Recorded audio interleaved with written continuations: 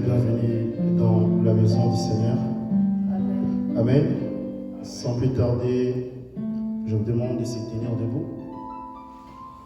Nous allons prendre nos Bibles. Nous allons prendre le livre des Psaumes, Psaume 15. Amen. Amen. Amen. Je lis au nom du Seigneur. Amen. Amen. Éternel, qui séjournera dans ta tente, qui demeurera sur ta montagne sainte, celui qui marche dans l'intégrité, qui pratique la justice et qui dit la vérité selon son cœur. Il ne calomnie pas de sa langue, il ne fait pas de mal à son prochain, et ne jette pas les déshonneurs si ses proches. Il repousse celui qui est méprisable à ses yeux, mais il honore ceux qui craignent l'Éternel. Il ne retarde pas s'il fait un serment à son préjudice. Il ne prête pas son argent à intérêt. Il n'accepte pas de présent contre l'innocent. Celui qui agit ainsi ne chancellera jamais. Amen. Que Dieu ajoute la bénédiction dans sa parole. Nous allons prier pour introduire le programme d'aujourd'hui entre le mets du Seigneur. Prions tous ensemble. Bienvenue Père Céleste, nous te disons encore merci parce que tu as permis qu'aujourd'hui nous puissions encore vivre. Car tu as dit dans ta parole, dormir et se réveiller ne peut jamais être appelé comme quelque chose d'habitude, mais c'est une grâce que tu nous accordes. Et ton prophète a dit qu'à chaque fois que tu renouvelles ton souffle de vie en nous, c'est que tu veux que nous puissions te servir. Voilà pourquoi nous sommes réunis ici à ton nom, Père. Père bien-aimé, nous venons remettre le programme d'aujourd'hui entre tes mains, que toi tu puisses être l'alpha et l'oméga de cette culte, et que tu puisses ouvrir la pensée par laquelle la parole doit passer pour pouvoir être sémée. Dispose la matrice de l'esprit pour tes enfants, et que tu puisses conduire dans les contextes, dans le texte d'aujourd'hui. Et Père bien-aimé, nous remettons aussi ceux qui sont en route entre tes mains. Dans le parfait nom du Seigneur Jésus-Christ, nous avons ainsi prié. Amen. Amen. Nous allons prendre nos cantiques, nos livres de cantiques.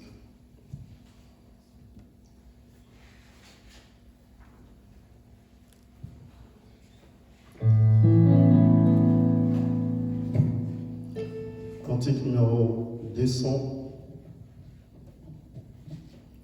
Je vais aller à la terre promise.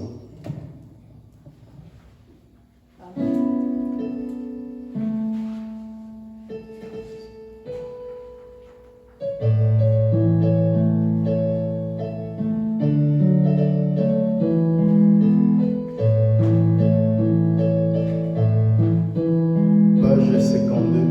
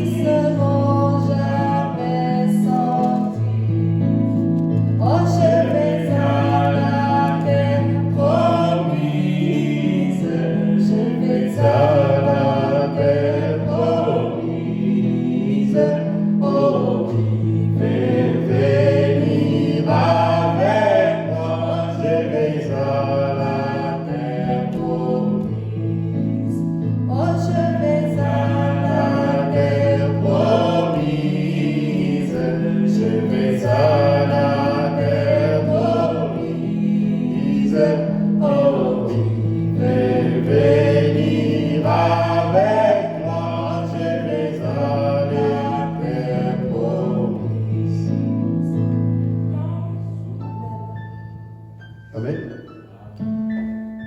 Nous allons prendre Pourrons-nous à la rivière, numéro 50.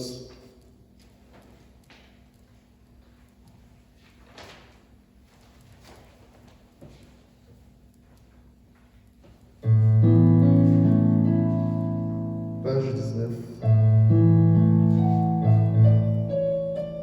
18-19.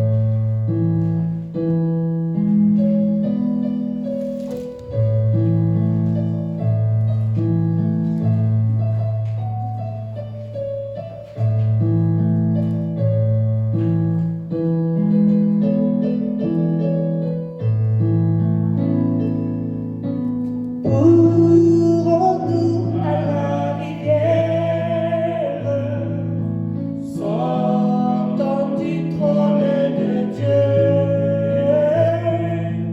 nous rassembler sur la rive, où l'ange brillant a marché.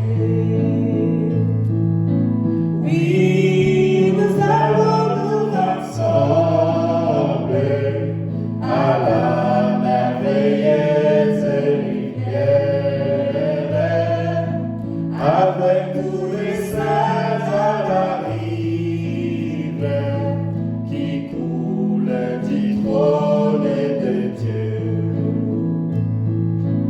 Au sein de cette rivière, le poisson est à nous.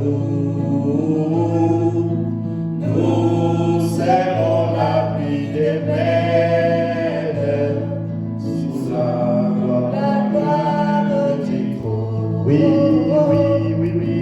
Oui, nous allons nous rassembler à la merveilleuse rivière, avec tous les saints à la rivière, qui coule du trône de Dieu.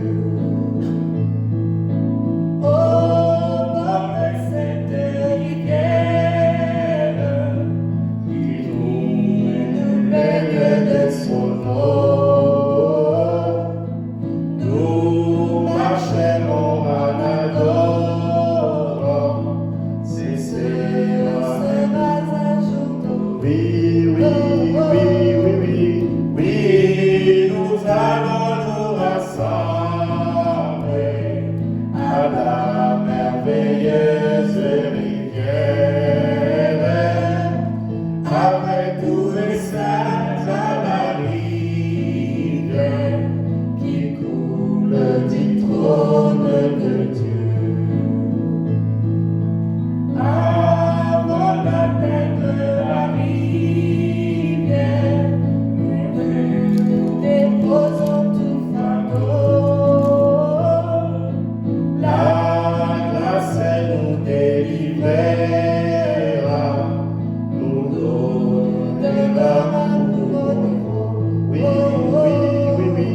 Oui, nous allons nous rassembler à la merveilleuse rivière, avec tous les saints à la rivière, qui coule du trône de Dieu. Oui, oui, oui. Oui, nous allons nous rassembler à la merveilleuse rivière, avec tous les saints à la rivière, qui coule du trône de Dieu. Amen. Restons debout. Nous allons prendre nos Bibles dans le livre de Matthieu 4 et 4. Matthieu 4 et 4. C'est une écriture familière. Amen.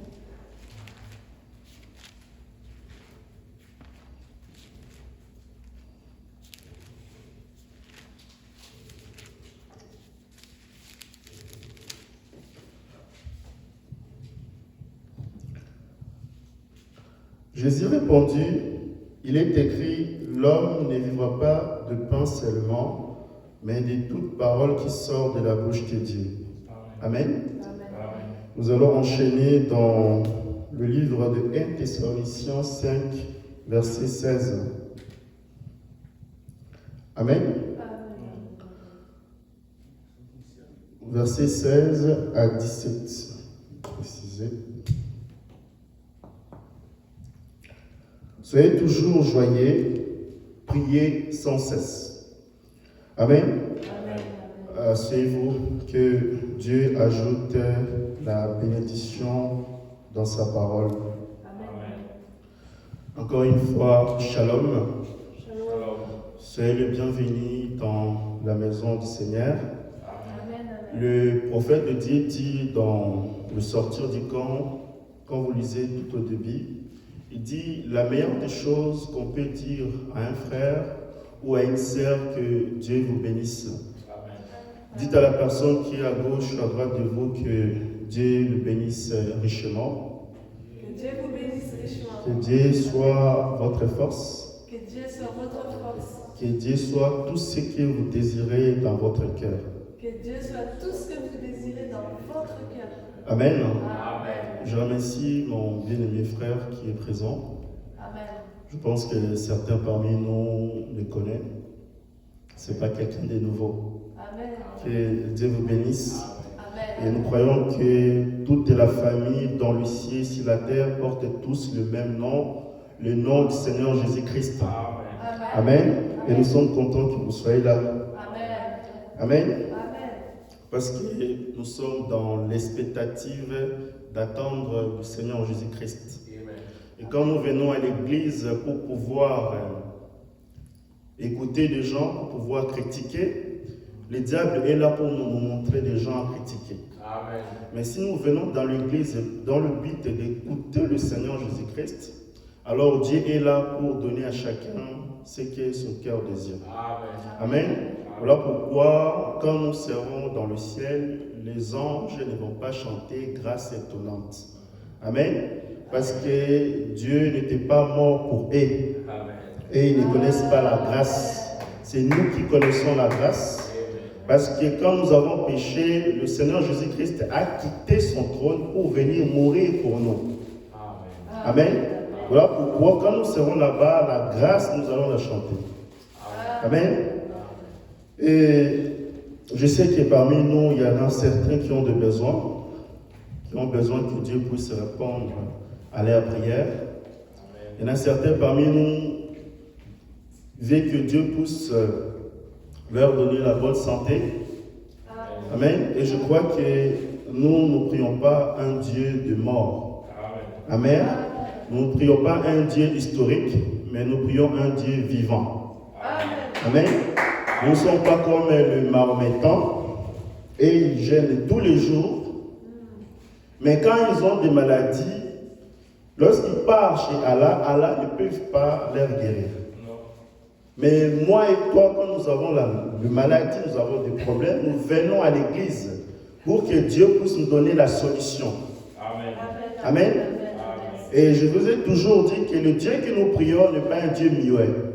Comme le prophète de Dieu dit que notre Dieu n'est pas seulement un Dieu qui écoute les prières, mais c'est aussi un Dieu qui exauce. Amen. Parce que Dieu n'est pas un papa ou un homme pour se repentir. Dieu ne se repent pas. Amen. Il n'est pas aussi un fils de l'homme pour pouvoir dire qu'il ment. Dieu ne ment jamais. Amen.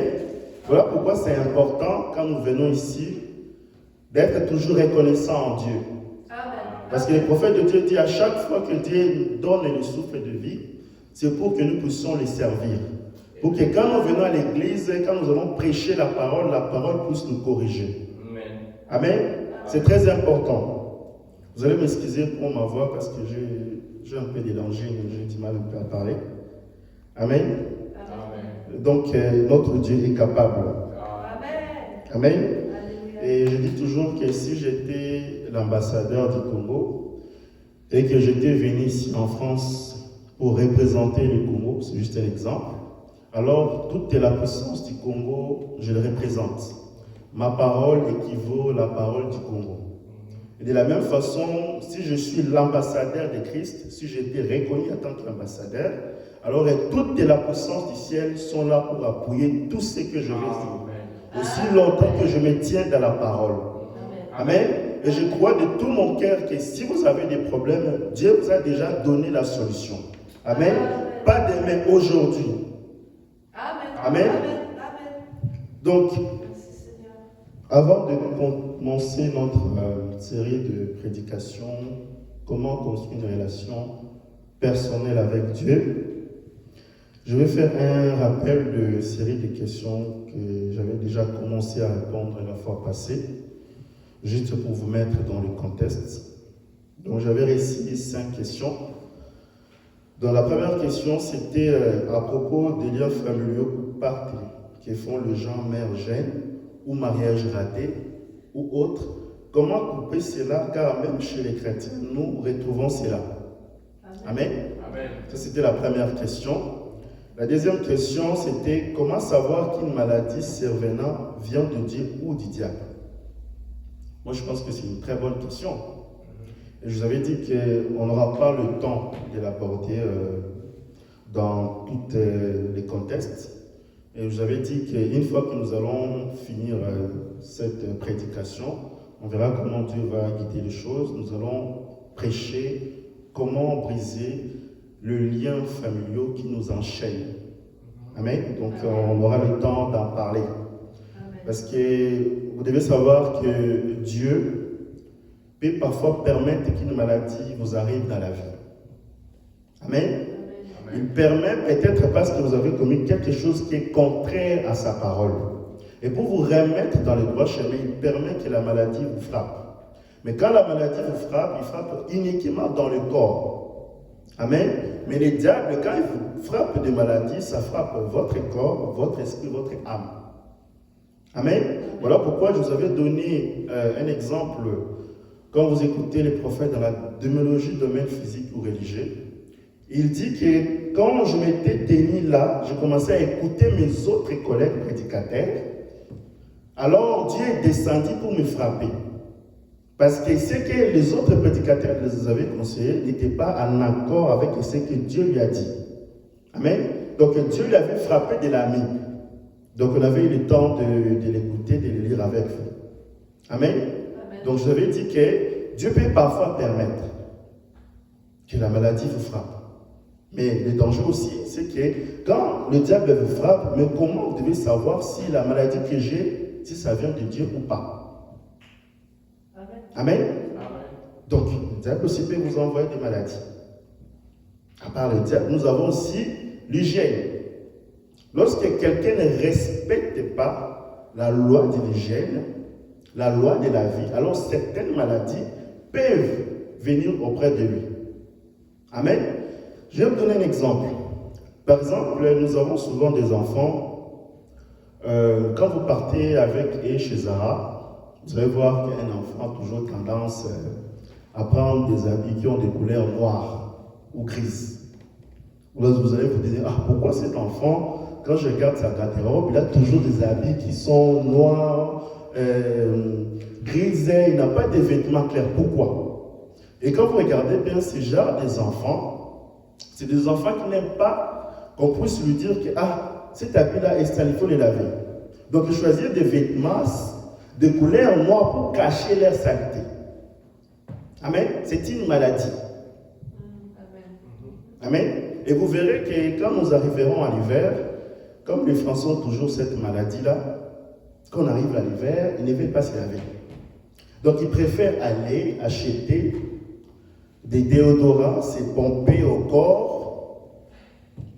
Mais quand il prend sa botte, il essaie de gratter, tu vois qu'il y a la saleté. C'est une maladie. Et nous voyons souvent aussi qu'il y a certains chrétiens qui ont ces problèmes-là. Ils vont dire, oh non, Jean-Baptiste ne se lavait pas pendant 3 mois. Jean-Baptiste ne se lavait pas pendant 3 mois parce qu'il vivait dans le désert. Dans le désert, il n'y a pas de l'eau. Il y a des oasis. Les oasis, ce sont des puits. C'est juste que tu vas, tu prends, tu bois. Tu ne vas pas te laver avec ça. Mais toi, dans ta maison, tu as de l'eau chaque jour. Amen. Donc ce n'est pas une excuse. C'est très important ce que nous disons. Donc nous aurons le temps d'en parler. Donc sur ça, calmement, doucement, on ne va pas aller vite. Parce que moi, mon but, ce n'est pas de courir vers le temps. Moi, mon but, c'est que vous puissiez comprendre ce que nous disons. Amen. Parce que quand nous venons à l'église, nous venons que, quand nous allons prêcher la parole, que cette parole vous sert dans vos vies. À relever le défi que vous rencontrez dehors. Le diable viendra vous mettre des bâtons dans les roues. Mais quand vous avez la parole, alors vous avez l'arme qu'il faut. Amen. Amen. C'est très important ce que nous disons. Et je veux toujours dire que Dieu n'est pas un maître de discipline. Amen. Et la parole n'est pas un code éthique. Quand on vous dit il faut faire ça, il faut l'appliquer. Non. C'est Dieu qui vient dans ta vie, qui vit lui-même sa propre parole. Amen. Donc voilà, pour toi c'est important. Et parfois même quand je parle avec certains d'entre vous, je vois que par rapport à certaines positions de la parole, quand on lui pose certaines questions, on voit que la personne se range toujours aux côtés de Christ. Et moi, quand je vois comme ça, je suis très content. Amen. Amen. Parce que même le Dieu qui est au ciel, même le Dieu qui est ici présent, quand il vous voit dans cette position, il dit que là, c'est vraiment mon fils, c'est vraiment ma fille. Amen. Elle est très contente. Amen. Amen. C'est très important. Amen. Parce qu'aujourd'hui, la vie doit se transmettre d'un homme à un homme. Donc, je ne vais pas vous dire de vivre la parole si moi-même je ne vis pas. Amen. Amen. Parce qu'aujourd'hui, nous avons beaucoup de gens qui disent « Oh non, arrête de voler. » Lui-même, c'est un voleur. Mais dit aux autres « Arrête de voler. » C'est un grand voleur. Commence d'abord à arrêter de voler, alors tu pourras dire aux autres de ne pas voler. Tu te moques de qui? Amen. C'est très important. Parce que ce que moi j'aime toujours, comme le prophète disait, frère Neville, c'était le genre de prédicateur, quand il prêche, il vivait ce qu'il dit. Il dit, moi j'aime frère Neville, parce que quand il prêche, il vit ses serments. C'est ce que nous voulons aujourd'hui. Parce qu'on a beaucoup de gens avancent avec les Écritures, mais quand on regarde sa vie, ça ne cadre pas avec la parole. Mais c'est dangereux. Amen. Donc, ça c'était les deux premières questions que je vous avais dit. On aura le temps d'en parler. La troisième question, c'était le premier pôle est les dons de guérison, le second pôle, les dons de discernement. Le troisième pôle, c'est quoi? La quatrième question, c'était le panneau de signalisation de la vision des frères Branham en 1944 et 1956. Donc 12 ans, c'est quoi? Donc on avait eu le temps d'en parler, parce que j'avais dit que ces deux questions étaient similaires. Donc on avait eu le temps, donc je ne reviendrai pas sur ça. Donc aujourd'hui, nous allons aborder la question 5. Lors de la 4e génération, le réveil est fini. Et tu disais que Dieu ranime le fait, mais comment? Je pense que c'était la question de l'une d'entre vous. Amen. Ou de l'un d'entre vous. On ne va pas dire le nom de la personne qui avait posé cette question. Amen. Donc c'est ça qu'on va essayer de répondre. Et on verra comment Dieu va guider les choses. Une fois qu'on finira, on pourra maintenant commencer dans notre prédication. Amen. C'est vrai que ça sera long, mais je vais aller doucement, calmement. Amen. Donc si vous voyez que je parle un peu vite, n'hésitez pas à m'arrêter. Amen. Donc vous ne payez pas vos offrandes pour rien. Vous payez parce que si vous avez des questions, on est là pour répondre. Amen. Amen. Donc je vais aller doucement, calmement. Donc, nous allons commencer. Donc j'ai besoin d'espace.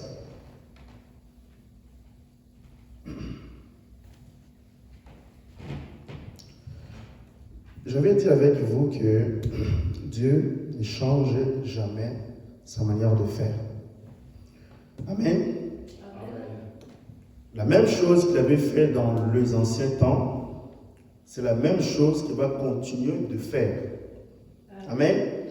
Comme dans Malachie 3, verset 24 dit, que Dieu ne change jamais sa façon de faire. Et le prophète de Dieu dit que moi, dans ma vie, je n'ai jamais fait de longues études. La meilleure façon d'expliquer la Bible, c'est de prendre des types. Et dit que tout enseignement qui n'a pas de type, c'est à couper et à jeter au feu. Donc si vous amenez un enseignement, si ça n'a pas un fondement biblique, le prophète de Dieu dit que ça sera comme une vache en train de brouter au sommet d'un arbre. On va vous dire comment il a fait pour grimper jusqu'à là-bas. Comment vous allez l'expliquer? Voilà pourquoi on doit se baser sur la Bible ou rien. Amen. Amen.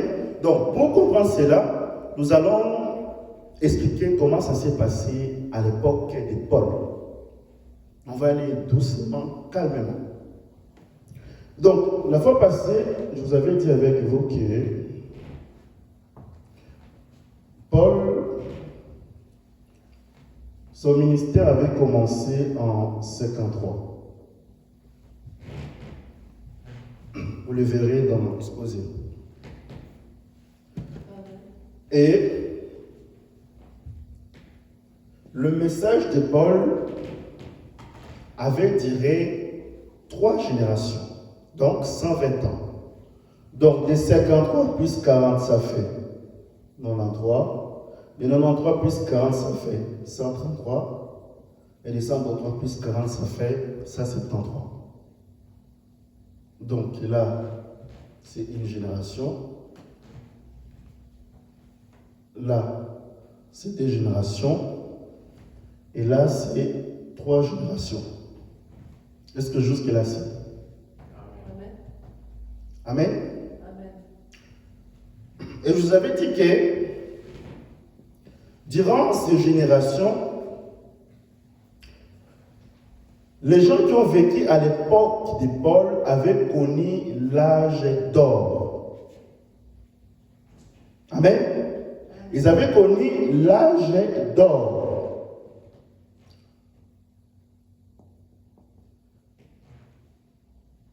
Maintenant, quand nous entrons dans la 4e génération, là, le feu diminue. Amen. Amen. Donc, avant que le feu puisse disparaître, Dieu, qu'est-ce qu'il a fait? D'abord, retirer ses serviteurs durant la 3e génération. Donc, je vous avais donné des citations, plusieurs fois le prophète avait dit, donc on n'aura pas le temps d'encore de relire. Ça, c'est juste un petit résumé. Donc, si vous avez besoin d'en savoir un peu plus, je l'avais prêché dans les anciennes prédications. Amen. Et je vous avais dit que quand nous sommes arrivés vers la 3e génération, Dieu a retiré ses fidèles. On avait eu Nicolas qui était retiré, on avait eu Étienne, on avait eu Philibert, tous les disciples que Paul avait envoyés. Parce que parmi les disciples que Jésus avait choisis, il y avait 12. Mais il avait choisi aussi 70 disciples qui les ont accompagnés. Amen. Et quand nous sommes arrivés à la 3e génération, beaucoup de ces disciples-là ont commencé à disparaître. Et quand ils sont disparus, le feu, à ce moment-là, a commencé à disparaître. Amen. Et je vous ai dit que pourquoi Dieu a permis que le feu puisse disparaître.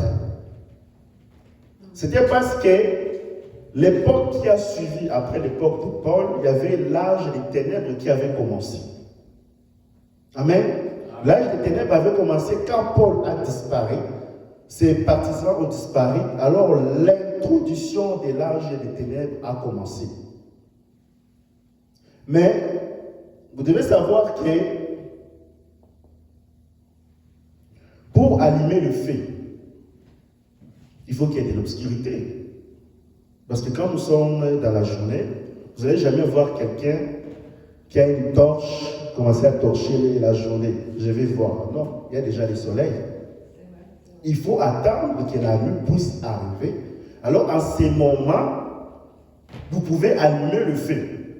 Voilà pourquoi Dieu dit dans Genèse 1, lorsqu'il régnait les ténèbres sur la terre, Dieu dit que la lumière soit. C'est ce que vous faites quand vous rentrez la nuit chez vous. Vous allumez la lumière parce qu'il y a l'obscurité. Amen. Donc, pour allumer le feu, il faut qu'il y ait quelque chose. Il faut qu'il y ait un âge où les ténèbres vont commencer à arriver. Amen. On avait vu avec vous que Dieu avait suscité les prophètes Irénée. Parce qu'Irénée, c'était un prophète français, de France. Si vous partez à Lyon, il y a des églises qu'on appelle l'église d'Irénée. Il y en a beaucoup là-bas. Les Français ont déjà connu leur temps. Voilà pourquoi aujourd'hui on peut beau leur prêcher en haut, ils ne vont jamais croire. Parce qu'ils ont connu leur temps. Amen. Donc Dieu avait suscité les prophètes Irénée pour ranimer le feu. Et pourquoi il devait ranimer le feu? C'était pour préparer l'épouse de cette époque-là d'entrer dans le Conseil mondial écuménique qui s'est passé à 325 dans le concile de Nicée. Amen. Donc Dieu avait suscité Irénée pour préparer l'épouse à cette époque-là. Donc vous connaissez ce qui s'est passé au concile de Nicée. Donc c'était Nicolas. Donc je vais le lire juste pour appuyer. On va prendre l'exposé. Exposé paragraphe 82, les reproches de Dieu. Apocalypse 4. Mais ce que j'ai contre toi, c'est que tu as abandonné ton premier amour. Pour comprendre ceci, vous devez savoir que l'Esprit ne parle pas seulement au sein originel d'Éphèse. Vous écoutez? Donc là, on parle de tout l'âge, pas seulement des Éphésiens. Il continue.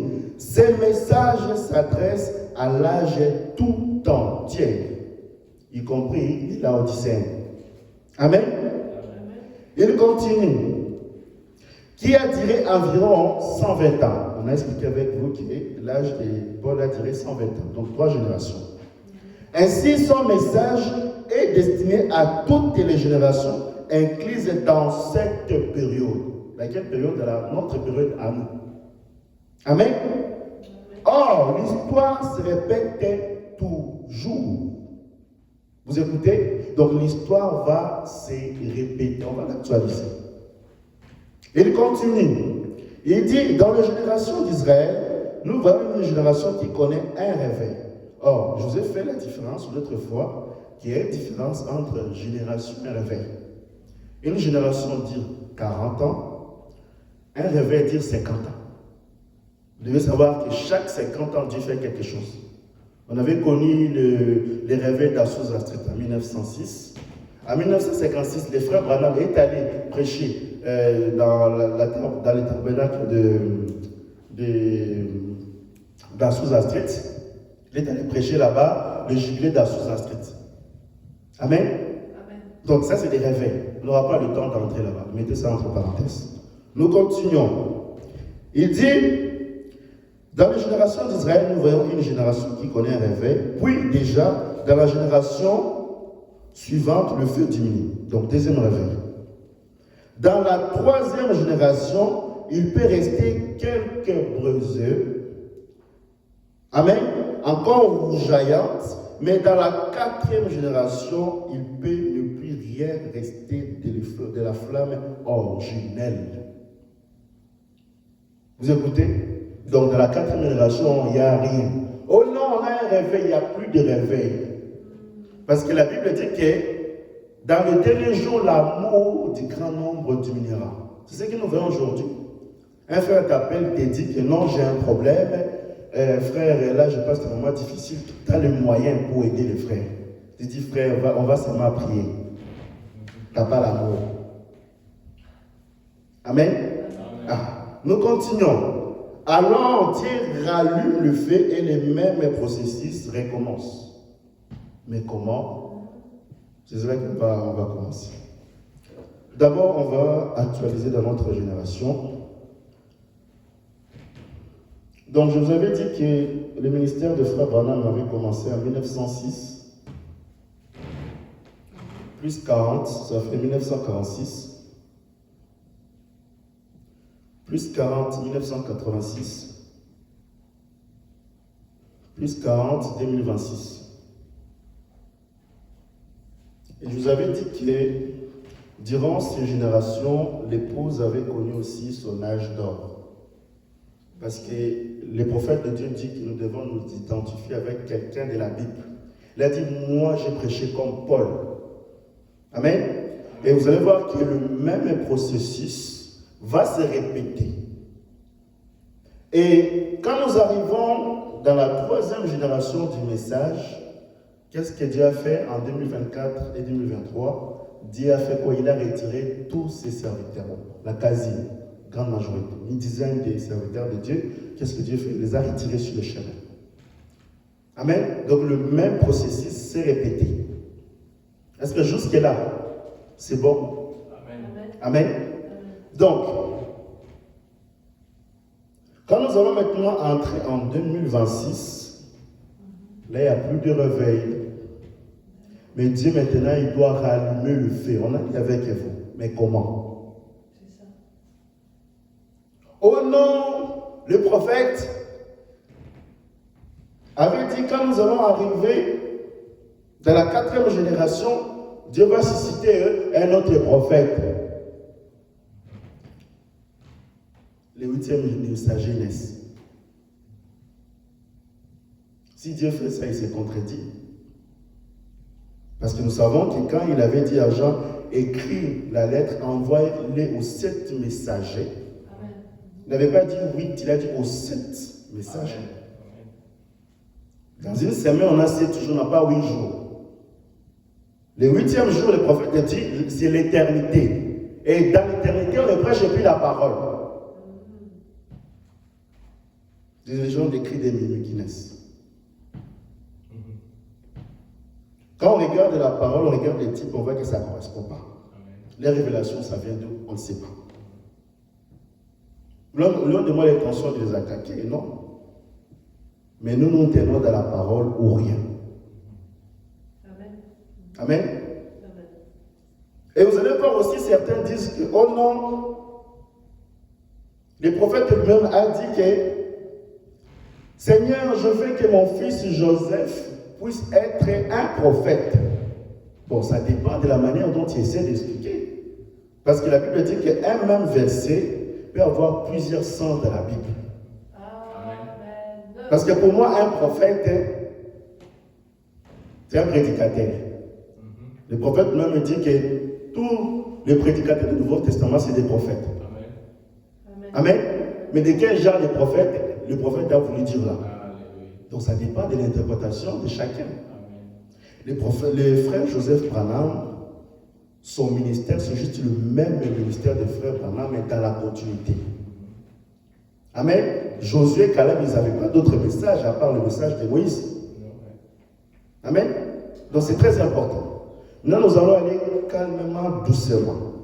Pour maintenant expliquer comment Dieu rallie le fait, nous devons d'abord savoir les pourquoi. Or, je vous avais dit que les pourquoi, on l'avait connu dans l'ancien temps, c'était à cause du conseil écuménique qui s'est passé en 325, que Dieu avait suscité un prophète Irénée pour préparer l'épouse de cette époque-là.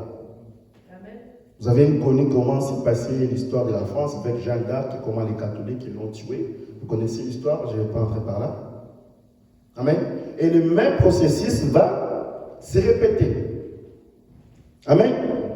Donc, on aura maintenant notre conseil écuménique. On va lire les prophètes. On ne va pas inventer les choses. Maintenant, pour expliquer cela, je vais prendre un type. Mais un type qui est au dos de la Bible. D'habitude, on le prend rarement. Jean, dans le livre de Patmos, dans Jean 5, il dit que quand il a vu l'agneau, il a vu la Bible qui était scellée au-dedans et au-dehors. Amen. Donc la majeure partie de nous, le prédicateur, quand on essaie d'expliquer les choses, on prend toujours des types qui sont dans la Bible, pas en dehors de la Bible. Amen. Or, quand vous lisez les prophètes dans Christ et le mystère de Dieu révélé, le prophète de Dieu dit que Dieu n'avait pas fini d'écrire sa Bible. Amen. Vous verrez que dans la Bible, on parle beaucoup plus de Paul. Vous pouvez lire la Bible de Genèse jusqu'à l'Apocalypse, vous ne verrez jamais les prophètes Irénée.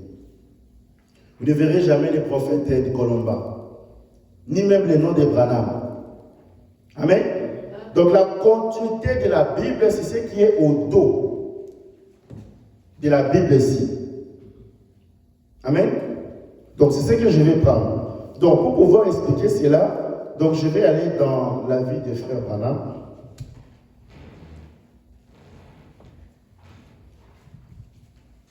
Parce que nous croyons que la vie des frères Branham a été un enseignement pour nous. Moi et toi, nous n'avons jamais connu le Seigneur Jésus-Christ. La seule manière pour moi de voir le Seigneur Jésus-Christ, c'est de voir le Seigneur Jésus-Christ à la vie des frères Branham. Amen. Et la meilleure manière d'expliquer les choses, c'est de voir comment les frères Branham ont marché avec le Seigneur Jésus-Christ. Voilà pourquoi, quand Tony Isabelle, lorsqu'il avait eu les songes, il cherchait la vie éternelle. Il était allé chez le pasteur là, à moi, il a dit, moi je ne connais pas la vie éternelle. Il a dit, va chez l'autre pasteur. Il est allé encore là-bas, moi je ne sais pas la vie éternelle. Monte là-bas à la montagne. C'est là qu'il a vu les frères Branham. Dans cette montagne-là, vous connaissez l'histoire, il marchait. Amen.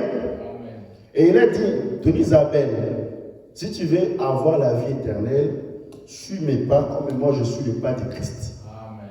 Amen. Donc la seule manière pour moi de savoir qui est le Seigneur Jésus-Christ, c'est de savoir comment les frères Branham ont vécu dans ce monde.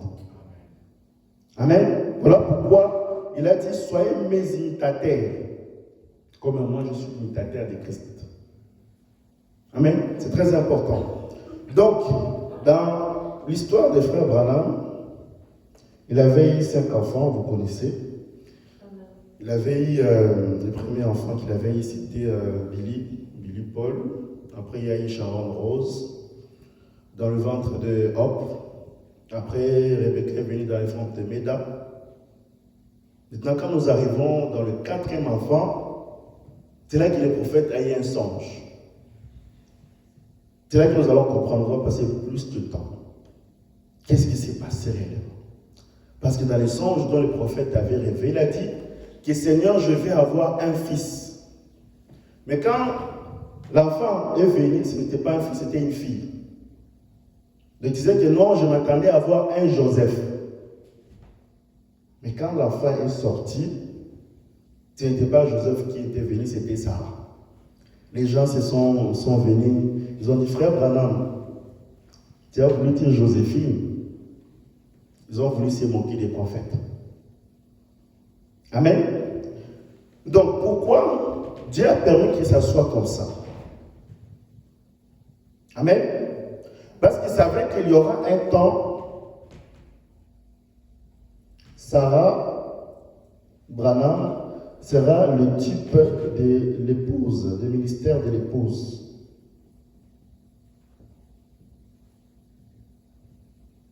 Quand le prophète ne sera plus sur la terre. Amen. Il savait cela. Parce que quand vous écoutez l'exposé, paragraphe 149, il dit, voilà pourquoi la lumière se répand à travers un prophète ou un messager envoyé de Dieu dans une certaine région donnée.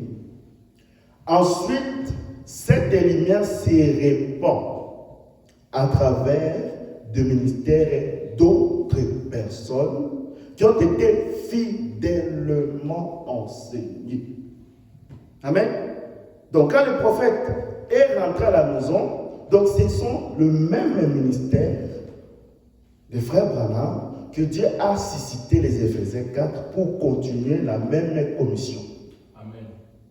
Moi, je n'ai pas d'autre message à apporter. Amen. C'est juste le même message des frères Branham que j'essaie de vous dire. Amen. Donc, on avait connu ces temps-là. Maintenant, il arrivera un moment, lors de l'époque des conseils écuméniques, Dieu va maintenant susciter un autre ministère. Parce qu'à cette époque-là, moi et toi, nous ne serons plus là. Je ne serai plus parce qu'on va fermer les églises. Amen. Si on ferme les églises, on ne vient plus ici. À la maison, vous allez rester faire quoi? Vous allez écouter les bandes là. C'est une évidence. Amen. Oh non, on va fermer les églises si vous n'avez pas le certificat. On va fermer vos églises, mais gloire à Dieu, je vais rester à la maison. Il faut que les Écritures s'accomplissent. Parce que dans la vision, le prophète dit, j'ai vu cette nourriture emmagasinée.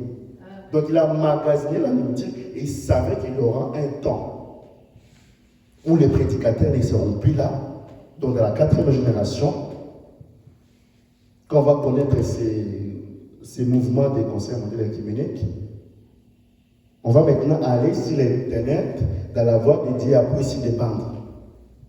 Amen. Mais pour l'instant, ce n'est pas encore arrivé. Nous allons prendre maintenant un type. Nous allons prendre deux citations pour appuyer cela. Amen. Nous allons prendre la prédication de la manière d'un vrai prophète prêché le 13 mai 62, paragraphe 236. Il dit ceci: laissez-moi demander, est-ce ceci maintenant? Je ne sais pas quand, je vais encore vous parler. Cela dépendra de Dieu. Je n'ai fait qu'emmagasiner de la nourriture, comme il m'a dit dans cette vision, à ce temps-là, et la mettre dans des tonneaux. Amen.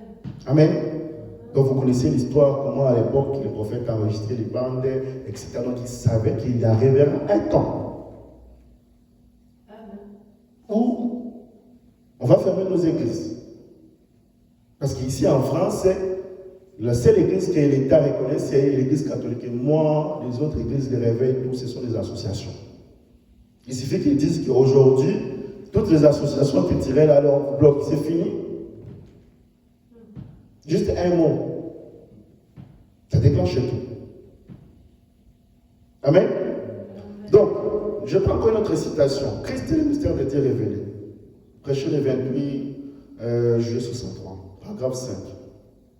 Et une fois, il n'y a pas longtemps, lorsque tu as montré en vision ces petits tabernacles-ci, tu disais concernant la nourriture emmagasinée qu'il viendra un temps où l'on aura tout à fait besoin. Vous écoutez ici, un temps. Alors l'état en question, c'est les conseils mondiaux économiques.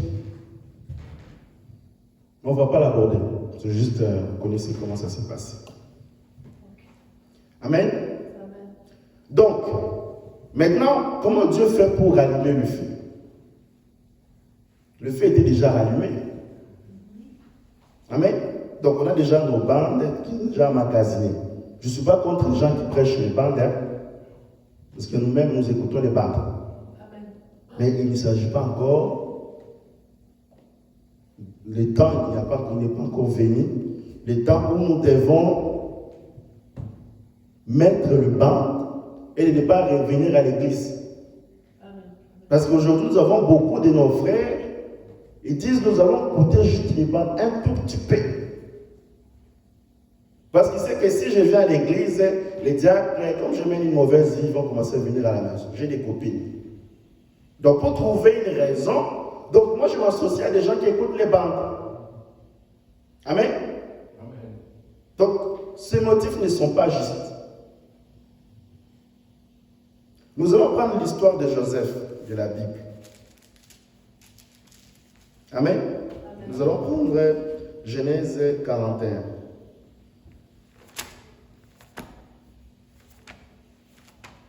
Genèse 41, verset 53. Il dit, les 7 années d'abondance qu'il y a eu au pays d'Égypte vers à leur terre. Vous connaissez ce qui s'est passé à cette époque. Amen. Amen. Amen. Amen. Donc il y a eu un temps d'abondance. Il y a un temps où le message a connu son temps. Amen. Et les 7 années de famine commencèrent à venir. Donc, à partir de la 4e génération, ça commence à venir.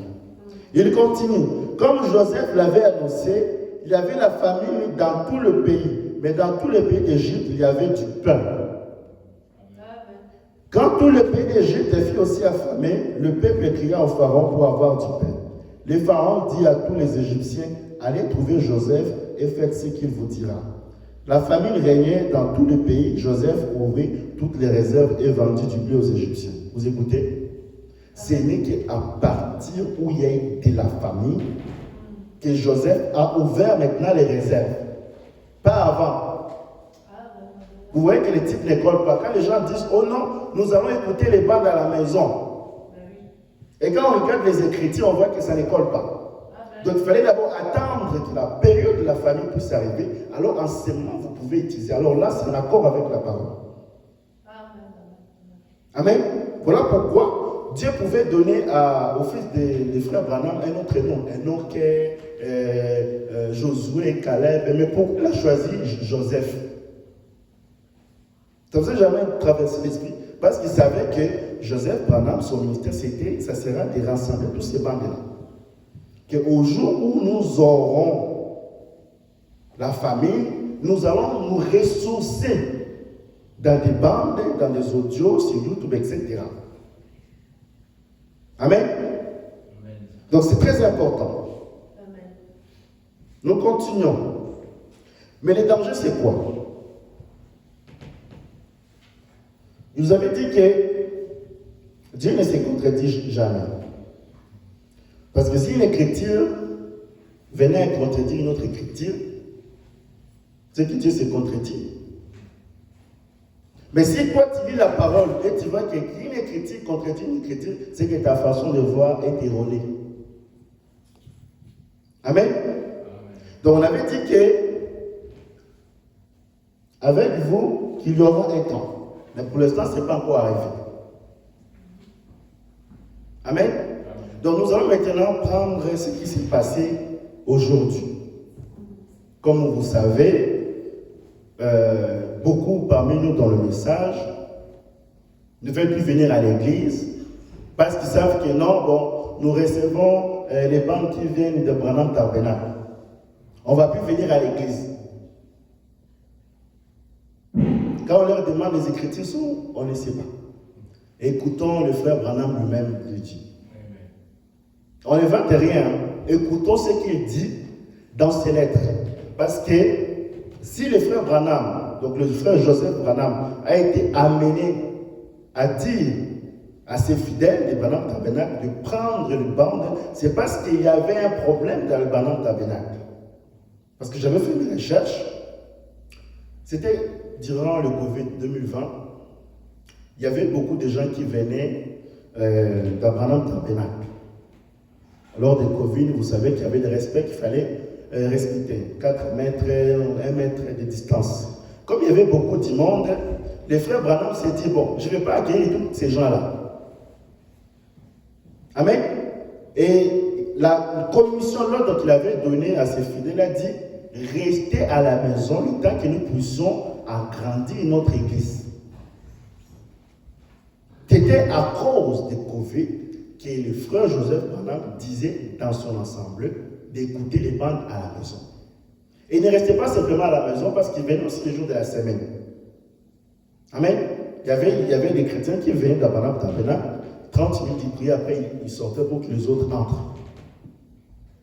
Mais aujourd'hui, qu'est-ce que les gens ont fait? Oh non, quand le frère Joseph Branham envoie les citations, c'est à nous. Or, il parlait dans son église. Nous allons écouter la lettre qu'il avait écrite. Écoutons ce qu'il a écrit. C'est une lettre qu'il avait écrite le 16 novembre 2024. Vous trouverez ça dans la voix de Dieu. Il dit, je sais que beaucoup de gens lisent mes lettres. Là, c'est Joseph Branham qui parle. Et comprennent mal ce que je dis. Ce que je crois être la volonté du Seigneur pour notre église, ce n'est pas vos églises, c'est pour notre église. Donc, Branham Tabernacle. Permettez-moi de dire humblement, encore une fois, comme l'a dit les prophètes, ces lettres s'adressent uniquement à mon église. Ceux qui désirent appeler les Branham Tabernacle église, ceux qui veulent être identifiés, appeler des gens qui écoutent les bandes, si vous êtes en désaccord avec ce que je dis, et que ce que je crois, c'est tout à fait en ordre, mes frères et sœurs, mes lettres ne s'adressent pas à vous. Donc quand le prophète va dans les frères Joseph Branham, il va sur la voie de Dieu, il met une bande, c'est pour son église d'abord. Amen. Il continue. Votre église est souveraine. Et vous devez agir comme vous vous sentez conduit à le faire.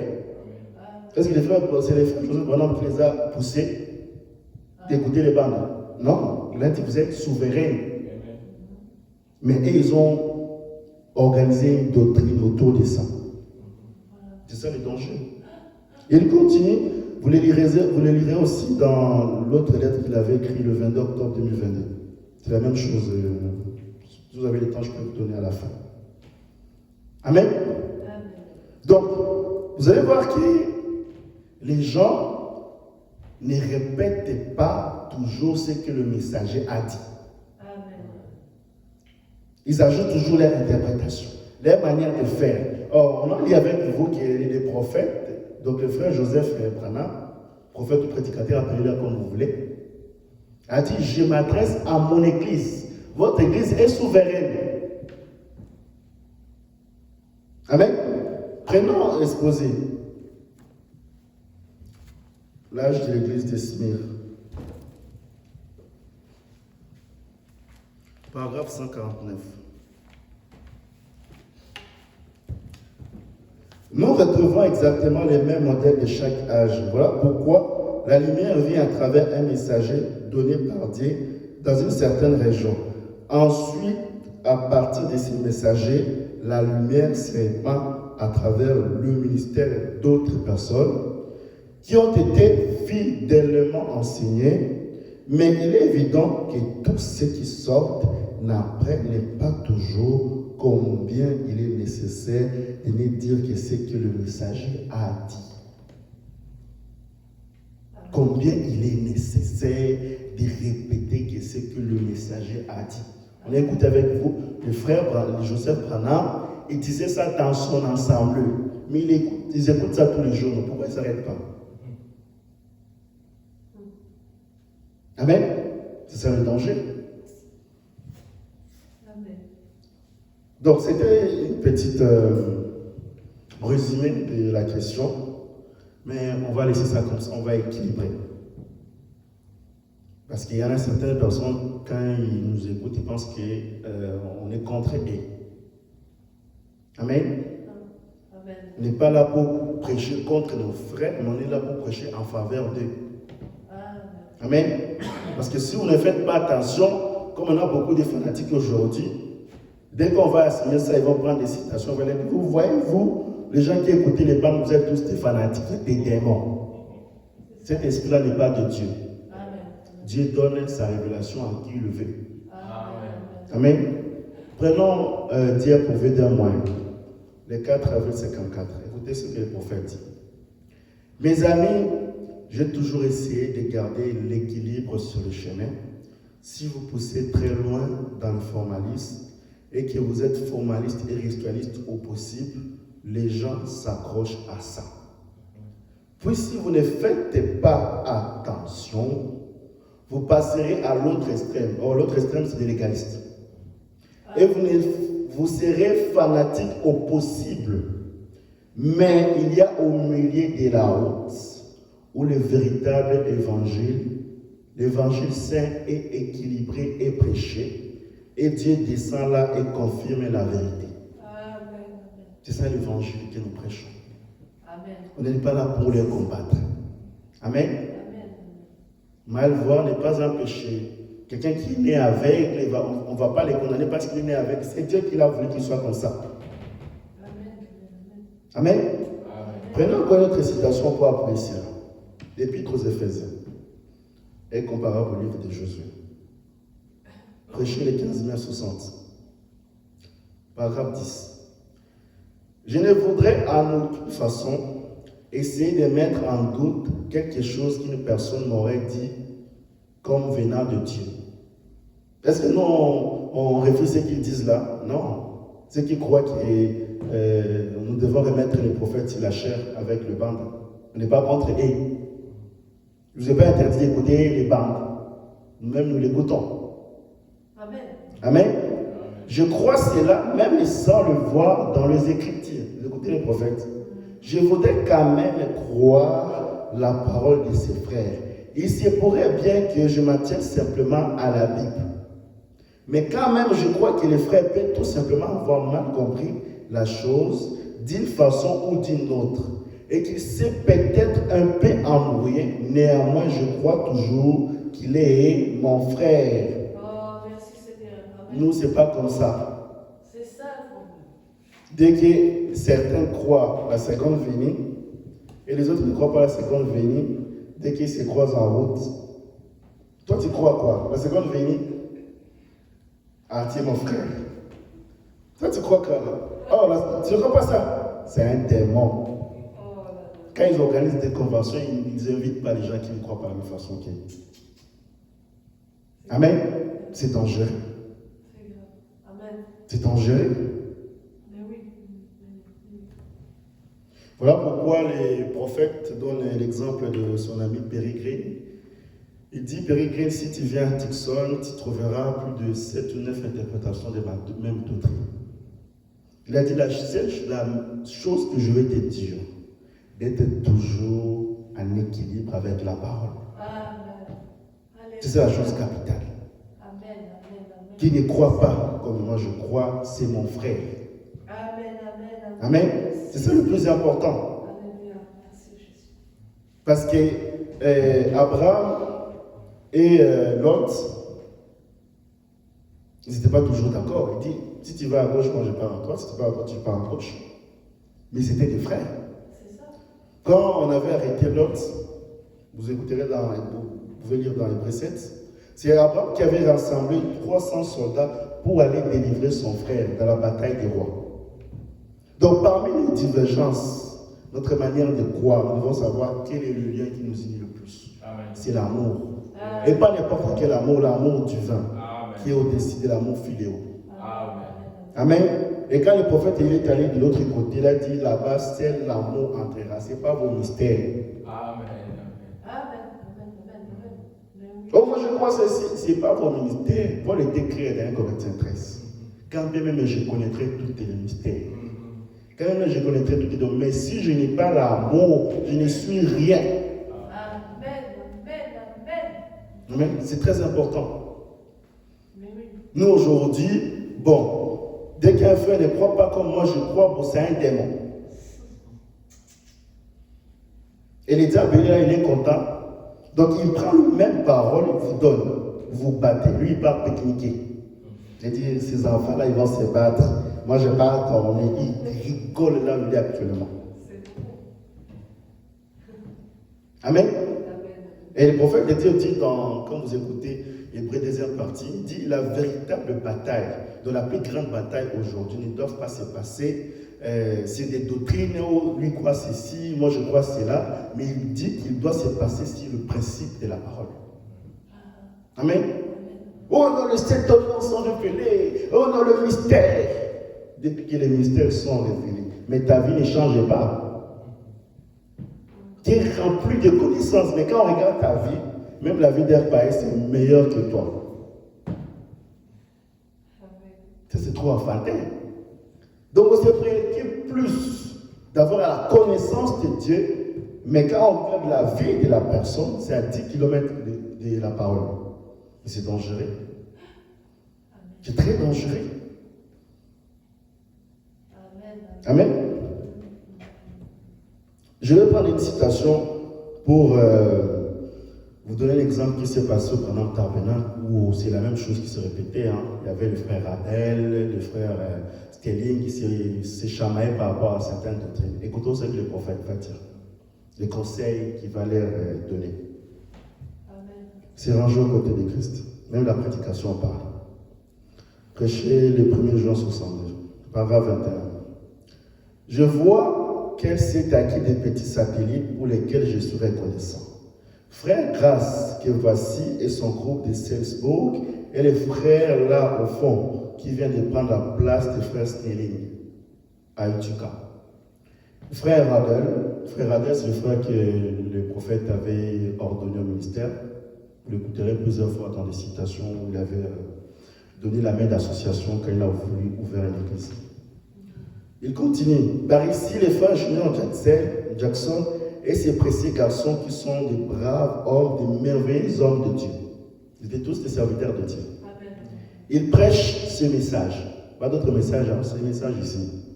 Maintenant, ils ont fait il se peut que l'un soit un tout petit peu en désaccord sur une chose ou sur autre chose. Cela est simplement humain. Alléluia. Même dans les groupes de ministres, et si les ministres ont une petite divergence, il n'y aura pas là la moindre différence là-dessus. Peut-être que l'un pourrait dire, je crois que l'union aura lieu. Et que Jésus sera sur un cheval blanc. Et que l'autre pourrait dire, moi je crois qu'il sera sur une nuée blanche quand il viendra. Écoutez les conseils du prophète. Et bien aussi longtemps qu'il croit qu'il vient, c'est ça la chose essentielle. C'est tout. Nous, c'est pas comme ça. Tel a dit ceci, tel a dit ceci. Oh, c'est des démons, ainsi de suite. Des enfantins. Amen. Donc, nous allons maintenant entrer dans notre prédication. Comment construire une relation personnelle avec Dieu? Amen. Amen. On avait dit avec vous que la seule manière de construire une relation avec Dieu, c'est d'écouter sa parole. Amen. C'est d'écouter son évangile. La relation personnelle avec Dieu se traduit par la prière, plus la parole, plus vivre la parole, ce qui produit Dieu. Le prophète de Dieu dit que nous pouvons manger tous les jours, nous pouvons aller travailler tous les jours, nous pouvons sortir chaque matin pour aller au travail, mais la seule chose qu'on ne pourra jamais faire assez, c'est de prier. Amen. Mais quand nous venons à l'église, nous prions juste un petit peu. C'est à la maison que vous devez prier des heures. Quand nous venons ici, nous prêchons la parole. C'est la parole qui vous positionne maintenant. Amen. Parce qu'aujourd'hui, il ne suffit pas seulement de prier, mais aussi de vivre la parole. Parce que la prière et les jeûnes ne produisent pas la foi. La prière et les jeûnes ne produisent pas la foi. Vous pouvez prier chaque jour, chaque matin, mais si vous n'avez pas la foi, votre prière n'a pas d'effet. Parce que la foi vient de ce qu'on attend, et ce qu'on attend vient de prière? Non, de la parole de Dieu. Amen. Amen. Donc c'est très important. Et quand vous priez,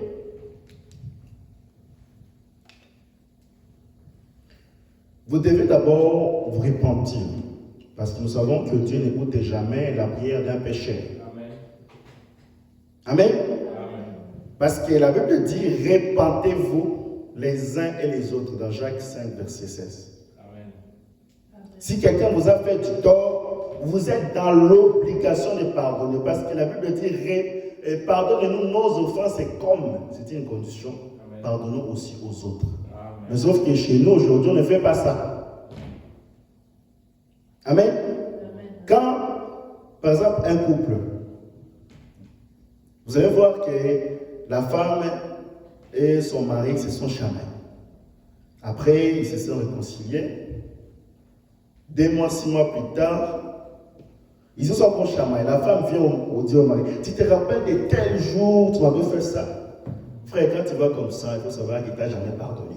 Amen, c'est vrai. C'est la vérité. Mais Dieu, quand il vous pardonne, il jette ça dans la mer de l'oubli. Même quelqu'un, frère, qui vient vous dire, tu avais fait ça hier, Dieu ne connaît pas ça. Amen.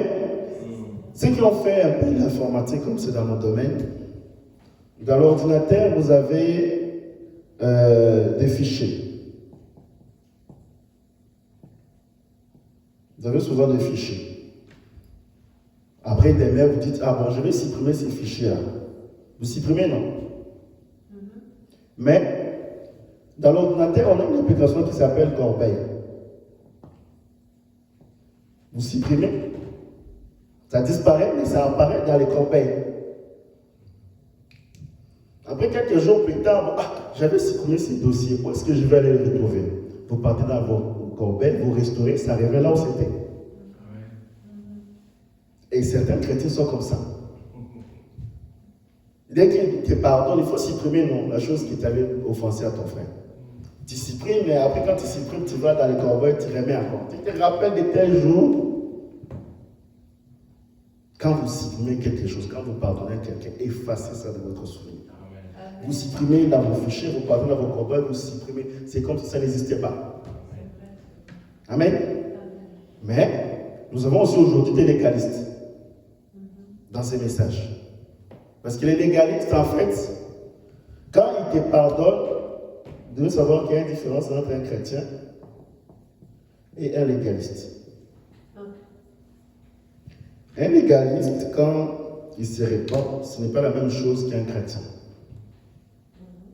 Un chrétien, quand il fait quelque chose de mauvais, il sent en lui la condamnation dans son cœur. Il sait que la chose que je fais, j'ai peut-être commis une erreur. Mais après, quand il va à la maison, il dit non, la chose que je fais, comme c'est un fils de Dieu, il se répand. Une repentance sincère. Mais les légalistes ne font pas ça. Un légaliste, quand il pêche, comme il ne savent pas faire la différence entre les salut et la grâce, comme Dieu savait que j'allais pécher, donc si je demande pardon, il va me pardonner, donc je vais pécher. Vous voyez? Donc quand il va demander pardon à Dieu, il ne sent pas lui la condamnation. Le péché devient quelque chose de normal. C'est ça le danger. Quand vous êtes dans cette position, c'est que vous avez déjà franchi la limite entre la grâce et la disgrâce. C'est fini. Le péché est devenu normal chez vous. C'est ça le danger. Nous allons prendre maintenant une citation du prophète pour la prière. Nous savons que nous prions 3 fois la journée, 3 fois la nuit. Ça dépend si vous êtes plus facile, vous aimez beaucoup plus prier la journée ou la nuit.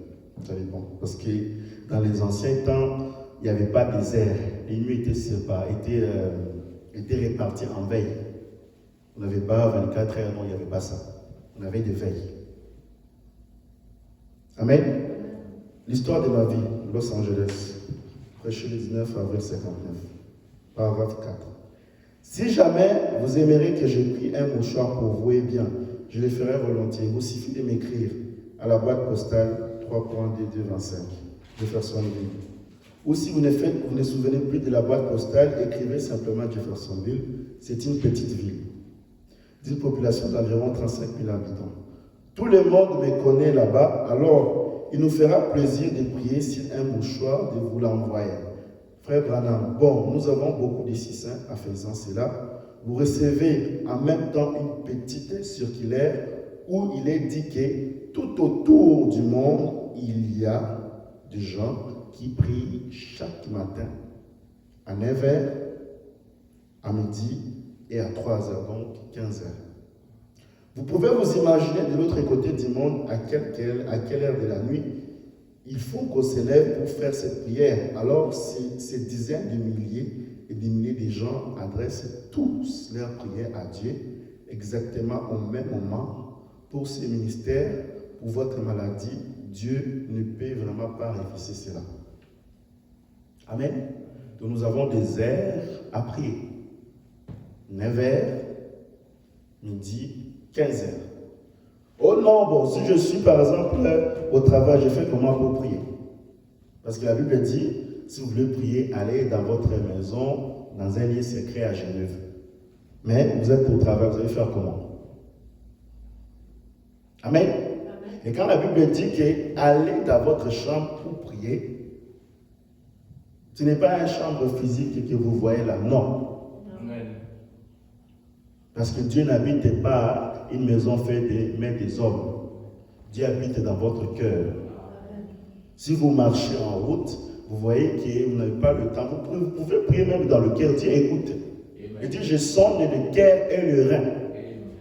Le prophète de Dieu dit que le rein, c'est la pensée. Amen. Oh non, il y a beaucoup de bruit. Je ne peux pas prier. Il faut que je parte vite comme les marmettans le font. Je vais à la toilette pour prier. Si ce n'est pas mon verset, vous avez l'opportunité d'y aller aux toilettes. Vous pouvez prier. Mais si vous êtes en route, là où il y a des bruits, vous pouvez même faire une petite prière dans votre cœur. Dieu écoutera cela. Parce que Josué, dans la bataille, il y avait beaucoup de bruit. Il fait beaucoup de bruit, il y a des gens qui criaient. Mais Josué, quand il avait prié, il a arrêté le soleil dans la vallée d'Ajalon. Mais Dieu avait écouté son prière. Donc ce n'est pas une raison pour ne pas prier à 15 heures parce que vous êtes dans votre travail, parce que vous êtes en route. Ce n'est pas une raison. Amen. Parce que la prière, c'est une conversation avec Dieu. Quand nous arrivons à la fin de la journée, nous faisons une rétrospection de la journée. Nous partons prier devant Dieu pour nous dire, Seigneur, dans cette journée, j'ai bien marché, j'ai fait ceci. Là, je n'ai pas bien marché. Il faut lui parler. Dieu n'est pas un maître de discipline qui va vous obliger. Fais ceci, fais cela. Dieu n'est pas comme ça. Il est là pour vous encourager à faire de bonnes choses, vous décourager à faire de mauvaises choses. Amen. C'est ça qu'Adam avait signé avec Dieu. Le contrat qu'Adam avait avec Dieu. Quand il arrivait le soir, il partait parler avec son Créateur et il lui disait comment il a géré son monde. Amen. Là où ça va marcher, il communiquait avec son Créateur. Amen. Dieu n'est pas quelqu'un qui va vous obliger ou quoi que ce soit. Non, Dieu ne fait pas ça. Il est là pour vous écouter. Amen. C'est très important parce qu'il y en a certains aujourd'hui, quand nous attaquons le péché, ils pensent qu'on les attaque. Tellement qu'ils sont devenus un avec le péché. Dès qu'on touche le péché, on les touche directement. Oh non, tout ce que les frères ont dit, ça concerne tel prédicateur. Il faut qu'il se répande. Amen. Amen. On n'est pas contre vous. On est contre le péché. Amen. Nous voulons tous aller dans la gloire. Amen. Amen. Dans la vie, il faut parfois aimer que quelqu'un soit en désaccord avec ce que tu dis. Peut-être ta manière de faire ne correspond pas. Donc Dieu met l'opposition devant toi pour te ramener sur le droit chemin. Mais aujourd'hui, parmi nous, dès qu'il sait que tu es contre lui, tu n'es pas en accord avec ce qu'il dit, tu deviens un démon. Le frère là, il aime beaucoup me contredire. Il va voir. Dieu n'est pas comme ça. Il faut aimer la correction. Amen.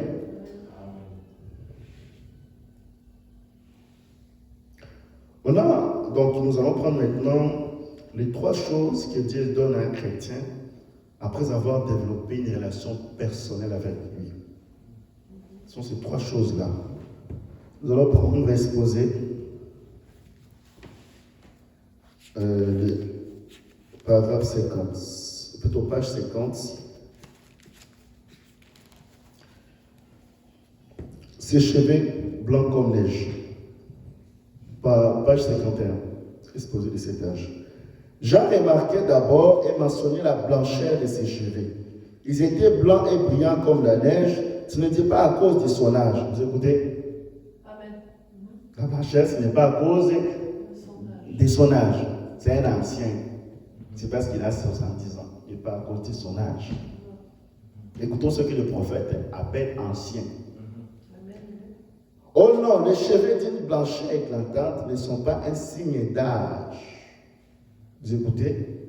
Mais d'expérience, la première des choses, de la maturité et de la sagesse. Ce sont ces 3 choses-là que quand vous allez avancer avec Dieu, Dieu vous donne dans vos vies. Amen. L'expérience, c'est quoi? Quand vous écoutez la prédication émilitoire, le prophète donne un exemple d'un jeune homme qui veut aller voir un médecin. Il dit, bon, si je vais aller voir un médecin, je ne vais pas aller chez un jeune médecin qui vient d'avoir son diplôme. Même s'il connaît bien parler le jargon de la médecine. Mais moi, je vais aller chercher un vieux médecin Parce qu'il a plus de l'expérience, il a beaucoup pratiqué, il connaît plus de cas. Donc je ne voudrais en aucun cas qu'un jeune médecin puisse passer son bistouri dans mon ventre. Et il dit que la personne la plus expérimentée aujourd'hui, c'est le Saint-Esprit. Amen. Donc Dieu veut que nous puissions développer de l'expérience avec lui. Et quand le moment difficile viendra, quand nous passons par des épreuves, nous partons dans notre agenda, on nous dit, telle date, j'ai une expérience avec Dieu. Donc mon Dieu est capable. Amen. Amen. Voilà pourquoi David, quand il a voulu partir se battre contre Goliath, Saül ne l'avait pas laissé, il fallait convaincre Saül. David a dit à Saül, quand j'étais dans les troupeaux, j'ai vaincu un ours. Il avait de l'expérience avec Dieu. Amen. Donc dans vos vies, quand vous passez des moments difficiles, vous allez dire, est-ce que je vais vraiment réussir? Est-ce que je vais vraiment guérir? Quand vous arrivez là, allez dans vos anciennes espérances, allez observer. Seigneur, tel jour tu m'avais guéri. Seigneur, tel jour j'ai fait de l'expérience avec toi. Donc mon Dieu est capable. Amen. Donc c'est très important ce que nous disons. Amen. Après, il y a expérience, aussi expérience. Amen. Il faut que votre expérience avec la parole. Amen. Ah, c'est là que ça devient dangereux. Oh non, frère, j'ai une expérience avec Dieu. J'ai été ravi au ciel, frère. J'ai vu Dieu. C'est une expérience. Amen. Le frère, bon, il est allé visiter le ciel, non? On lui pose la question, est-ce que tu es sûr que tu es allé au ciel? Oh frère, j'étais allé, je vis le Seigneur Jésus-Christ. Bon, on ne va pas douter parce que moi, tu n'étais pas là. On lui donne le bénéfice de doute. On pose la question, tu étais allé visiter le ciel ou tu étais allé rester au ciel? C'est ça la question. Parce que quand on regarde ta vie et l'expérience que tu as, ça ne s'accorde pas. Toi là, ta vie n'est pas en accord avec la parole. Tu commets les adultères, tu critiques les gens, tu fais ceci. Tu penses que quelqu'un qui mène une telle vie peut avoir une expérience avec Dieu? Non. C'est que ton expérience ne vient pas de Dieu, du diable. Et quand ils sont dans cette position, comme ils savent qu'ils vont aller au ciel, ils vont commencer à mener des mauvaises vies. J'ai déjà eu une expérience que je vais aller au ciel. Même si je pêche, je vais toujours aller au ciel. Or, le frère Branham, quand il est allé en affaires, quand vous écoutez les hommes qui sont en prison, il avait visité. C'était une expérience. Il n'était pas resté. Parce que les diables savaient que cet homme-là a vu la parole, ça ne passe pas ici. Il a dit, toi frère Branham, tu n'as pas passé pas ici, allez, fous les camps, rentre là ou là. Il est allé visiter. Mais dans ton expérience, quand tu es arrivé au ciel là-bas, tu es allé visiter ou tu es allé rester? C'est ça la question. Parce que l'expérience ne suffit pas. Il faut que ton expérience cadre avec la parole. C'est ça les dangers aujourd'hui. Parce qu'à l'époque, même quand à l'époque de Martin, ils ont ici des expériences. Martin, à cette époque-là, l'ange est descendu. Les gens qui ont vu l'ange, ils sont venus dire à Martin, il y a un ange qui est descendu, ils ont eu de l'expérience avec Dieu. Martin, quand il est parti voir, moi je suis prophète, et dit avant que notre ange dans ma génération, et cet ange ne veut pas nous visiter, il y a quelque chose de fausse. Ils sont allés voir l'ange. Les gens étaient là, l'ange de lumière. Martin, comme il était un fils de Dieu, il a d'abord commencé à regarder dans sa tête, il a vu une couronne. Or, ce n'était pas encore la fin. La Bible dit que c'est au dernier jour que nous, les saints, nous couronnerons le Seigneur Jésus-Christ. Or, à leur époque, ce n'était pas encore la fin. Malgré l'expérience que ces gens ont connue, mais ça ne cadrait pas avec la parole. Ce qui fait que l'expérience qu'ils ont eue était fausse. Donc ne basez jamais votre révélation sur des expériences. Amen. Que ce soit sur la parole. Oh non, j'ai une révélation. Dieu va envoyer un tel prophète, un messager, il a fait un messager.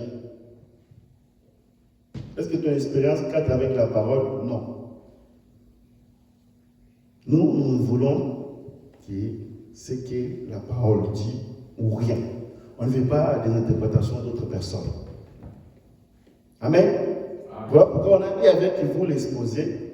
Il a dit, mais il est évident, ce qu'ils sortent, donc les Éphésiens 4, ceux qui naissent, loin de moi l'intention de les critiquer, n'apprennent pas toujours de répéter ce que le messager a dit. C'est la chose la plus difficile. C'est très important. Amen. La deuxième des choses, c'est la maturité. La maturité ne vient pas en fonction du nombre d'années qu'on est dans le message. Oh non, je suis né dans le message. Le message, je suis devenu une maman. C'est le message qui t'a enfanté? Non. Nous sommes le messager de ces messages. Amen. Même un nouveau-né qui vient de naître dans le royaume des cieux, mais une meilleure vie que toi qui as fait plus de 20 ans dans le message. Parce que quand un nouveau-né vient de naître, on ne va pas être trop dur avec lui parce qu'il vient encore de naître dans le royaume des cieux. Mais toi qui as fait plus de 20 ans dans la parole, quand on regarde ta vie, tu mets encore des rouges à lèvres, tu mets encore des ongles, etc. Mais c'est dangereux. C'est que quand nous venons prêcher ici, la parole ne trouve pas une place dans ton cœur.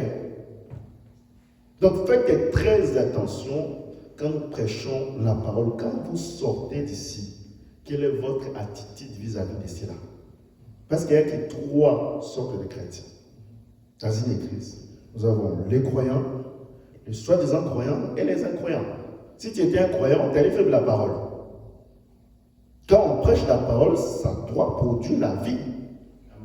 Mais si toi, ta vie ne change pas, s'il y a quelque chose qui est fausse en toi, il y a quelque chose de fausse, il faut se poser la question. C'est très dangereux. C'est dommage. Hein? Donc, nous sommes le messager de ces messages. Amen. Donc, pour atteindre une certaine maturité avec Dieu, Dieu s'attend que nous puissions passer le temps avec lui. Voilà pourquoi Paul, quand on avait lu avec vous Hébreux 5, il reprochait toujours aux pharisiens qui étaient là. Il dit, vous qui devez être longtemps de maître, mais vous avez encore besoin qu'on vous enseigne les choses élémentaires de la parole. Or, les choses élémentaires, ce sont des bébés. Un bébé a besoin toujours du lait.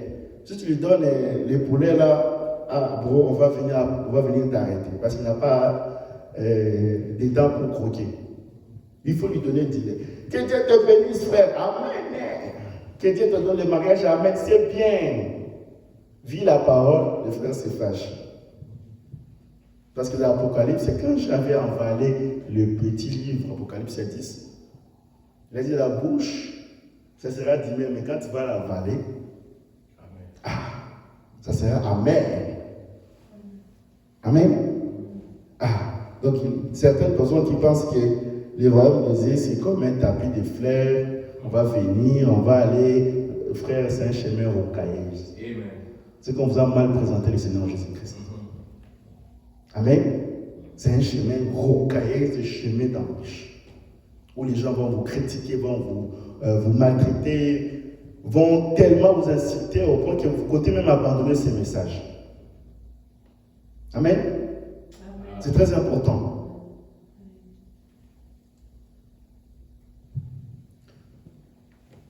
Nous avons aussi la sagesse.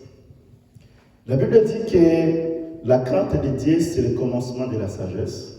Ce n'est pas la sagesse qui est le commencement de la crainte, mais c'est la crainte de Dieu qui est le commencement de la sagesse. C'est différent. Parce que Salomon savait qu'un homme peut avoir de l'intelligence, mais s'il n'a pas la sagesse pour conduire cette intelligence, alors son intelligence ne sert à rien. Voilà pourquoi quand nous écoutons la parole, quand la parole dit « va vers ton frère », lorsqu'il commet quelque chose qui est contraire à la parole, on a toujours l'habitude de dire ça. Va vers ton frère. Mais est-ce que tout le monde qui vient à l'église, ce sont des frères? C'est ça la question qu'il faut se poser. Je vais vous donner un exemple qui s'est passé au pays. Au pays, on avait des gens, bon, comme la parole le dit, lorsque tu vois ton frère quand il commet des erreurs, la parole ne nous permet pas de les critiquer. Parce que tu détruis son influence. Amen. Parce que Salomon a dit qu'une bonne réputation vaut plus que de l'or. Donc, s'il y a un problème, tu vas le voir. À condition qu'il soit un frère. Mais il y a aussi aujourd'hui des gens qui ne savent pas la correction. Quand tu parles avec quelqu'un, avant de lui amener la correction, il faut d'abord juger quel est l'esprit qui l'habite. Alors tu sais, bon, si c'est frère, bon, il est quand même humble. Il accepte la correction. Donc j'ai quand même l'opportunité d'aller et les corriger. Au pays, il y avait des gens à l'époque, ils ont voulu aller corriger un frère. Comme ils ont pris la citation, va vers ton frère. Calmement, ce n'est pas tout le monde qui avait appris cela, ils sont allés le visiter à la maison. Comme le frère est si porté par la correction, vous savez ce que le frère a fait? Il les a accueillis à la maison, ils ont discuté, ils ont échangé. Mais quand il les a servis à manger, il a mis des poisons dedans. Parce qu'ils disent que ces frères-là, comme ils savent que je fais quelque chose de mauvais, comme je suis un serviteur de Dieu ou je suis un ministre, peu importe, si je les laisse partir comme ça, ils vont gâter ma réputation. Donc il les a empoisonnés. C'est dangereux.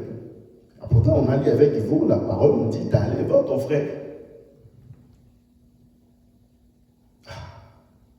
Parce que quand tu es avec quelqu'un, tu reproches quelqu'un par rapport à une telle chose qui n'est pas la parole. Tu as toutes les preuves. Et que la personne va supprimer toutes les preuves que tu as envoyées. Mon frère, si tu veux aller là-bas, il faut réfléchir 7 fois. Parce que tu vas le condamner sur base de quoi? Même dans la loi, pour condamner quelqu'un, il faut avoir des preuves. Mais la personne a supprimé les preuves. Cela reflète la nature qui est en lui. Il ne va pas, il faut prier simplement. Il faut tout simplement prier. Parce que s'il insiste, il va aller prendre des citations du prophète pour couvrir ses erreurs. On ne peut pas se repentir en cherchant des écritures, des citations pour couvrir ses erreurs. Ça ne se fait pas. Maintenant, si on te demande, par exemple, si tu avais supprimé un message qui t'avait culpabilisé, de remettre le message qui t'avait supprimé, tu vas faire comment? Tu ne peux rien faire. Voilà pourquoi la sagesse vous permet de distinguer s'il faut y aller, corriger la personne ou pas. Parce que le prophète de Dieu dit, quand vous écoutez la brèche entre le 6e et le 7e saut, il dit que pour qu'un frère soit appelé un frère, il doit passer par la justification, la sanctification et le baptême du Saint-Esprit. Alors en ce moment, il devient ton frère. Mais la personne n'a pas encore été le baptême du Saint-Esprit, ni même l'adoption. On ne peut pas l'appeler frère. Amen. Donc c'est très important. Donc, on va s'élever comme là, le temps est vraiment avancé.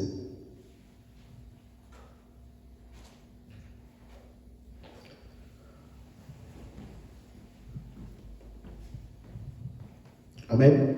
Que Dieu vous bénisse. Lèvons-nous.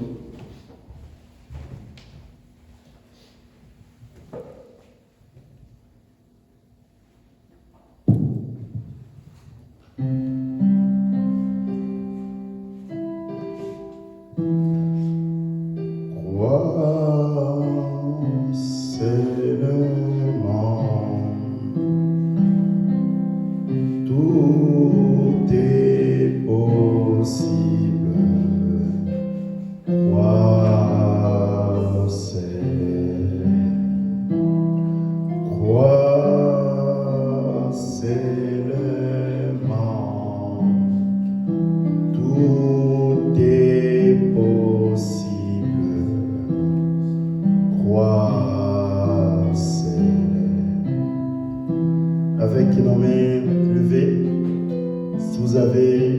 requêtes. Si vous avez que Dieu puisse vous exaucer, si vous avez que Dieu puisse vous donner la solution à votre problème, Dieu est là pour vous donner. Amen. Parce que l'évangile n'est pas simplement venu en parole, mais aussi par la puissance et la démonstration du Saint-Esprit. Nous allons prier pour remettre notre prière, notre quitte entre le mains du Seigneur. Père bien-aimé, nous venons à la fin de ce programme. Te disons merci parce que tu étais avec nous depuis le début et jusqu'à la fin. Père bien-aimé, nous te disons merci parce que tu es 3 fois saint. Tu es l'Église de la vallée, tu es la route de Saron, tu es le capitaine de notre salut, tu es notre tout en tout. Père bien-aimé, nous te disons merci parce que tes enfants, lorsqu'ils vont rentrer, ne vont pas rentrer comme ils sont venus, mais ils vont rentrer avec une partie de ta parole qui doit apporter la vie, qui doit apporter la solution à leurs problèmes. Père bien-aimé, comme Moïse leva la main de la montagne, il y avait encore les camps, il y avait encore de la victoire dans son camp. Et je crois, Père, que chaque main qui s'est levée a déjà trouvé la solution à son problème, Père. Père bien-aimé, nous venons remettre notre retour entre tes mains. Guide-nous à travers tes pas et que nous puissions arriver à bon terme. Que ceux qui ont besoin que tu puisses leur donner les papiers, donne leurs papiers, Père. Que ceux qui ont besoin de la guérison, Père, que tu puisses leur donner. Parce que toi, tu n'es pas seulement un Dieu qui écoute nos prières, mais tu es aussi un Dieu qui exauce. Voilà pourquoi, Père, nous le remettons entre tes mains. Père, nous venons aussi remettre la semaine entre tes mains, s'il y a un lendemain, que tu puisses être avec tes enfants tout au long de la semaine, et que quand nous allons venir encore le dimanche prochain, nous allons te dire merci, Père bien-aimé. Pour le reste, nous soumettons entre tes mains. Nous avons ainsi prié par les noms qui ne connaissent pas l'échec, le nom du Seigneur Jésus-Christ. Nous avons ainsi prié. Amen. Amen. Rentrez dans la joie du Seigneur, que Dieu vous bénisse abondamment.